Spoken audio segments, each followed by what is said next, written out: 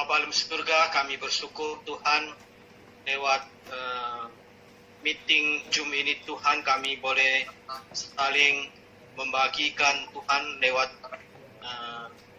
firman Tuhan, lewat doa-doa yang kami akan sama-sama sampaikan Tuhan. Kiranya Tuhan menyatukan hati kami sehingga kami punya satu hati, satu semangat yang bersama untuk pelayanan SOS ini. Tuhan tolong kepada kami Tuhan.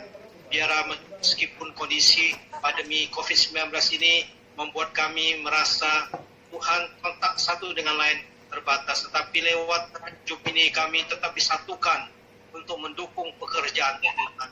Pekerjaan Tuhan tidak akan berhenti, harus dilaksanakan. Kami percaya Tuhan, dengan topangan lewat doa, semua pekerjaan akan bisa berjalan dengan baik. Amin. Maka itu betapa pentingnya kami satukan hati kami dalam satu roh untuk berdoa. Kami percaya Tuhan akan mendengar segala doa kami, dan lewat firman Tuhan yang disampaikan oleh hamba-Mu, biar kami mendapat kekuatan sharing dari firman Tuhan. Inilah doa kami Bapa. Inilah pertemuan kami lewat Zoom ini Tuhan. Dalam nama Tuhan Yesus, hanya Dia saja ditinggikan dan dimuliakan. Amin. Shalom semuanya. Apakah suara saya kedengaran? Kedengaran. Ya. Shalom semua, puji nama Tuhan. Hari-hari ini kita boleh kembali lagi bertemu di acara kita Zoom dengan sahabat-sahabat kita, rekan-rekan kita, pelayanan kita, sahabat orang sakit. Saya ambil dari Amsal pasal yang ketiga ayat yang kelima. Kita akan bacakan atau saya akan bacakan ke Bapak Ibu Saudara sekalian.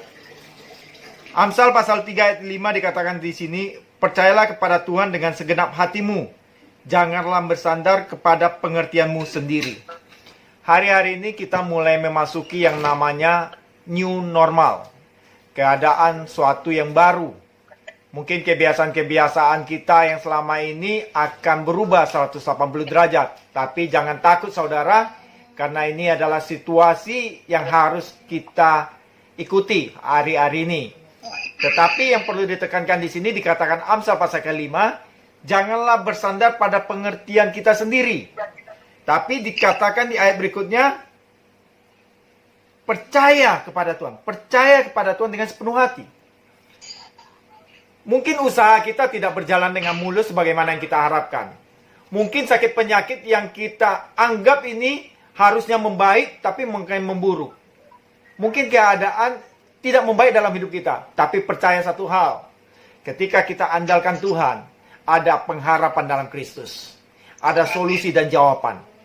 Bagi Tuhan tidak ada perkara yang mustahil. Karena saya sungguh percaya di dalam Tuhan, itu segalanya menjadi mungkin. Ya, mungkin kita berkata, kenapa saya udah berdoa, bergumul, sudah setahun, 2 tahun penyakit saya nggak sembuh. Usaha saya tidak berjalan dengan baik. Percaya, ada satu titik yang namanya kairos Tuhan yang akan datang dalam hidup kita. Amin. Itu yang harus kita tunggu. Ayat ke-6, saya lanjutkan. Ayat ke-6, akuilah diam segala lakumu. Nah, jadi bukan hanya percaya, dalam setiap tingkah laku kita, respon kita, itu harus tepat. Jadi bukan hanya percaya, oh saya udah percaya Yesus, wong dari kecil saya juga ikut Tuhan, cuma bedanya saya dulu waktu kecil gak ikut sekolah minggu, jadi sekolah minggunya jarang. Ya, tapi kita harus mengakui hidup kita. Jadi setiap tingkah laku kita, tindak tanduk kita, ucapan perkataan kita, harus ucapan yang positif. Kalau kita sakit, katakan, saya sembuh.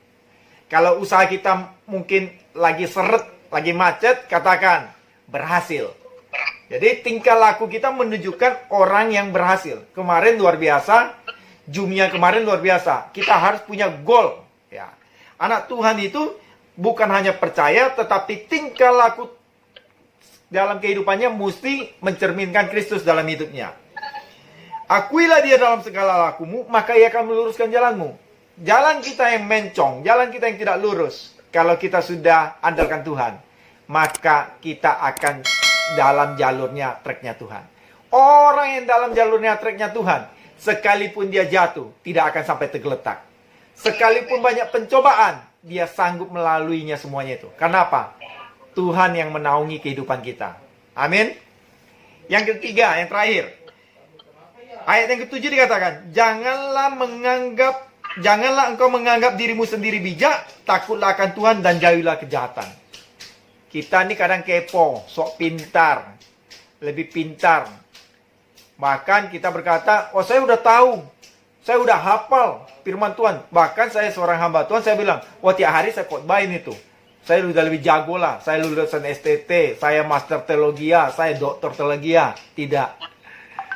Bukan itu ukurannya dalam Tuhan. Ukuran dalam Tuhan adalah kita harus takut dengan Dia, Amin. melakukan segala tingkah lakunya, dan yang ketujuh dikatakan menjauhi kejahatan. Yes. Nah, berbuat baik, kebajikan itu baik, tetapi seringkali kita tidak sadari kita kompromi dengan dosa. Contoh, ketika kita lagi sakit, orang menawarin kita satu kekuatan dari yang lain. Yalah, ilmu dokter udah nggak bisa mampunin, ya cobalah. Nggak apa-apa, namanya coba, namanya usaha. Salah saudara, nggak ada usaha di luar Kristus. Kita hanya bisa andalkan Kristus dan percaya kehendak Tuhan. Di luar Kristus, kepercayaan apapun itu hanya sugesti yang sesaat menolong saudara.